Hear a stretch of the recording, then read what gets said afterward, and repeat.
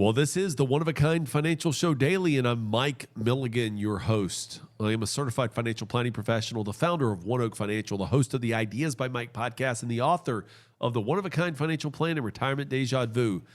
And I come to you daily to talk about what's happening in the markets, in the news, and how it impacts your one-of-a-kind financial plan.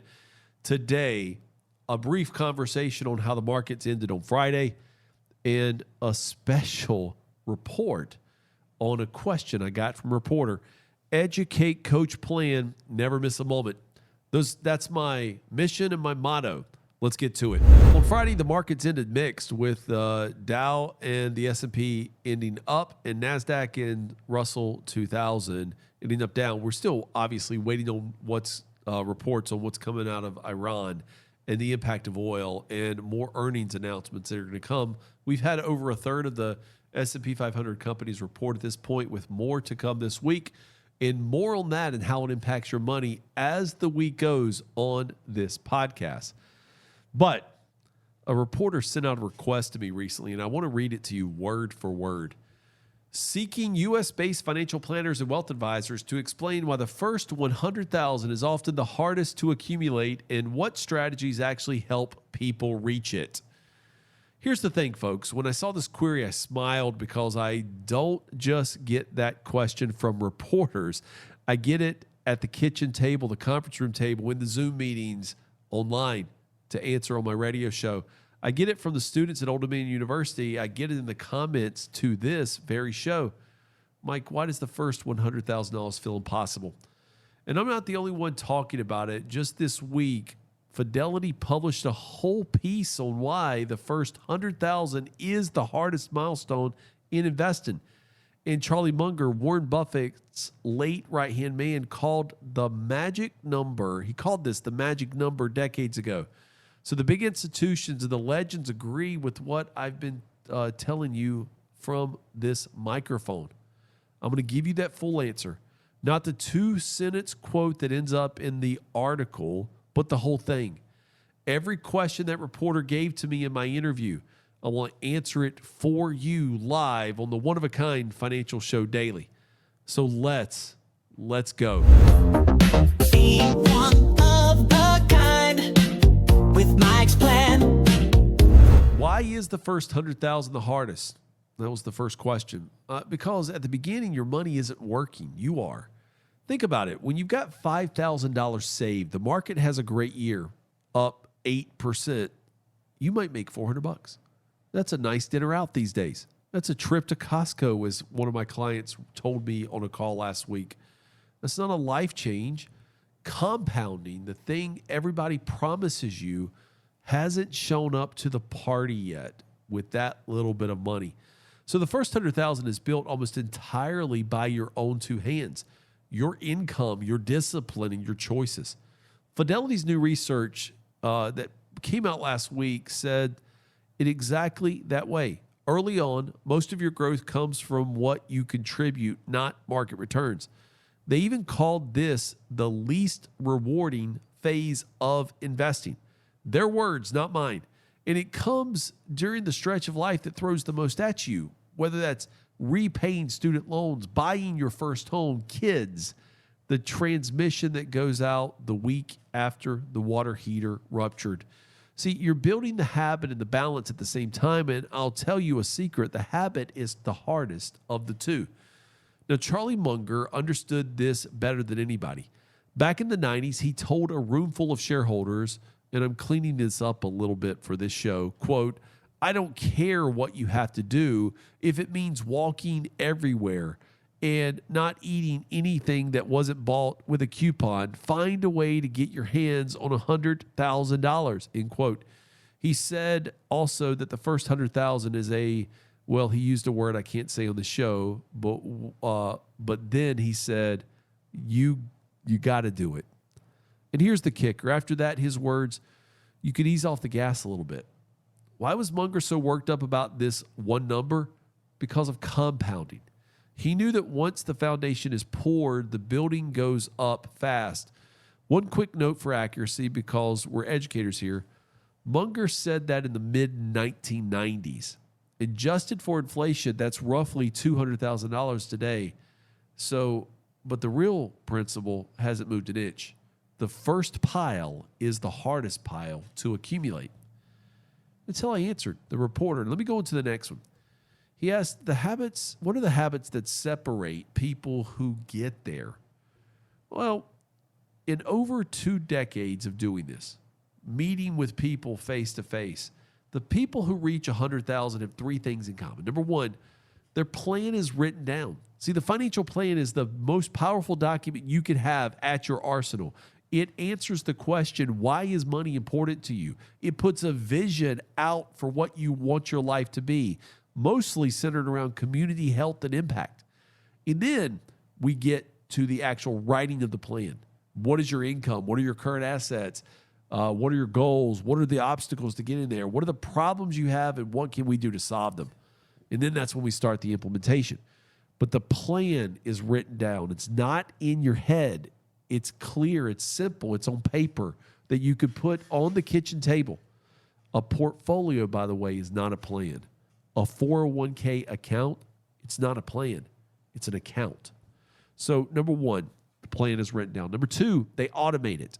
The savings happens before they can talk themselves out of it, right?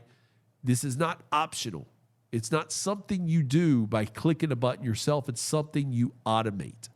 We will automate our Netflix payment, right? Or our homeowner's insurance through our mortgage payment. We'll automate all that stuff. But guys, paying yourself has to be an automatic event. So number 2, automation. Number 3, they know the why. They know why money is important to them. That's the first question I ask every single client, because a goal without a why does not survive a hard month. That's how I answer the reporter. He goes on to ask me, what mistakes slow people down? I said one word and he wouldn't accept it without further clarification. I said waiting. Waiting for the raise. Waiting until the debt's gone, waiting until they understand investing better. The market doesn't pay you for waiting. A confused mind is something that distracts people from getting to the goal. Then people start doing things like chasing hot stocks, jumping in and out of the market, buying whatever your brother-in-law bought, listening to people at the water cooler. That's motion, folks. It's not progress. And then there's one sneaky thing that happens, a mistake that shows up and slows people down, and that's lifestyle creep. Every raise gets spent before it's saved. The tax refund that comes in goes to pay last year's vacation bill on the credit card. If your savings rate doesn't grow with your income, you're running on a treadmill and wondering why the scenery never changes. And then he asked me a couple more questions that I want to highlight for you. And one was, he asked, well, Mike, what do you do about savings before you have $100,000?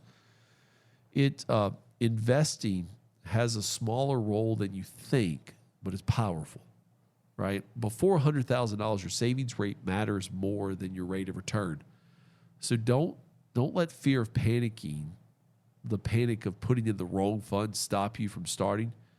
Just keep it boring. Right? Take the employer match if you have a 401k. If you put in 5 and they put in 5, take it. That's 100% return on your contribution. You'll not find that anywhere. Use Roth options while your tax bracket is low. Buy broad and leave it alone.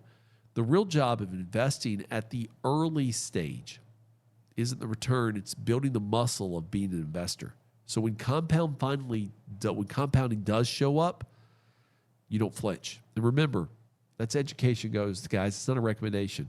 If you want a recommendation on what you should invest in, you have to schedule an appointment with One Oak Financial, www.oneoakfinancial.com. Me or one of our teammates licensed to help you with financial advice will do that, because your situation is one of a kind and you need a one-of-a-kind financial plan. He then goes on to ask me about debt. And I just said there's got to be an order of operations written down. First, you got to have a starter emergency fund. And, I'm not going to take full credit for this. Dave Ramsey does it best in his baby steps. $1,000 emergency fund, followed by getting rid of some debt, then 3 to 6 months of living expenses, then fund your college. Then he goes on to, eventually get out of debt, right? But there's different kinds of debt, good and bad. some that other people pay, like if you have a renter in a property, some low mortgage interest rate debt. But you have to get rid of the cash flow sucking debt, personal loans, high interest credit cards, even car loans, right? Get rid of those, right? And then make sure that your income is greater than your expenses. Here's the truth. Debt-free with nothing saved isn't a finish line, folks. It's just a different starting line. And we can do two things at one time as long as one thing is not robbing from the other. And then the last thing he asked me, and I thought this was absolutely critical, and this is why I wanted to record this as part of the One of a Kind Financial Show daily, is he asked me, what is the one strategy that always works? And if I had to pick one thing I've seen work over and over again, it's automate a percentage, not a dollar amount. Of every paycheck, write your plan down on one page and make it a percentage. That way, if you have a bonus, if you get overtime pay, if your income goes up, so does your savings. The percentage scales with every increase, right? You don't have to make a new decision. And that one page plan is something that explains what the goals are in the future. Everyone I've watched at 100,000 and keep going had two different things. And everyone who stalled had to make constant decisions whether or not to keep going or not. And eventually, that stalling ended up with a no. Automate and discipline. So, as I wrap up today, here's 3 steps that I want to tell you. 3 steps that I want you to do this week. Step 1, I want you to write down your why. One sentence. Why is money important to you? Put it at the top of a page and then just let that page become your answer. Free flow it. Don't write in any order. Anything you could think of. Make it a collage if you want to, right? Some people call it a vision board. Why is money important to you? Number 2, automate one percentage. Pick a percent of your paycheck, 5, 10, 15, whatever is true, and automate it today. And if you don't have any, start with 1, right? And then let every future raise do the heavy lifting. But ideally, find the highest percentage you could do and let it go. And then finally, number 3, and this is the big one, get educated, because you can't plan what you don't understand. I teach a course called Personal Financial Planning. I do it live with Old Dominion University, and then there's a recorded version, a sprint version, I call it, where you can do it on your timeline. I talk about the psychology of money, debt budgeting and cash management, insurance and protecting what you build, investment allocations, retirement and taxes, and estate planning, your legacy. In the same course, I teach as an adjunct lesson that I do in the sprint version. It's pick your poison, right? Here's my promise to you. When I teach that, right, you will understand your money better than most people who don't take the course ever will. And you'll have a clearly written down one-of-a-kind financial plan, right? Because you are one of a kind. Your financial plan needs to be too. So I'm going to put the link to the financial planning course in the comments today. You could also head over to mikemilligan.com, click educate, you can grab a seat. See, the first 100,000 is the hardest, folks, but you were never meant to do it confused. You were meant, and you're not meant to do it alone. We're here for you. The One Oak Educates, my partnership with Old Dominion University, where the One Oak Collective, where I coach, and the One Oak Financial Team, where we plan. My mission, educate, coach, plan, and I'm Mike Milligan.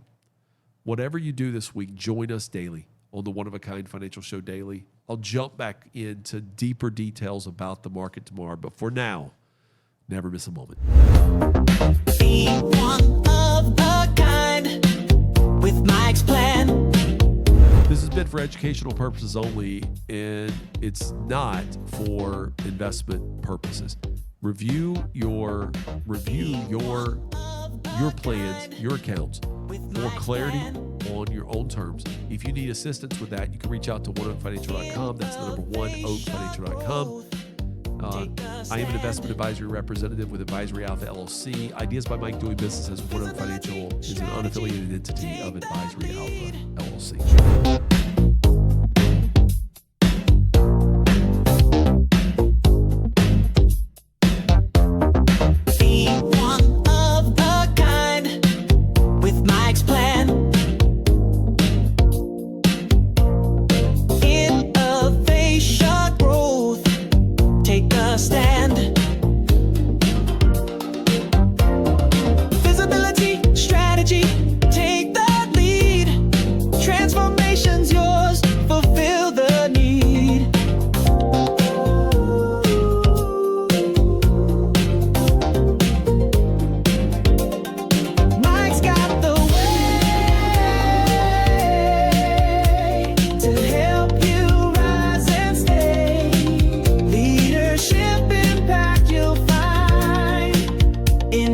One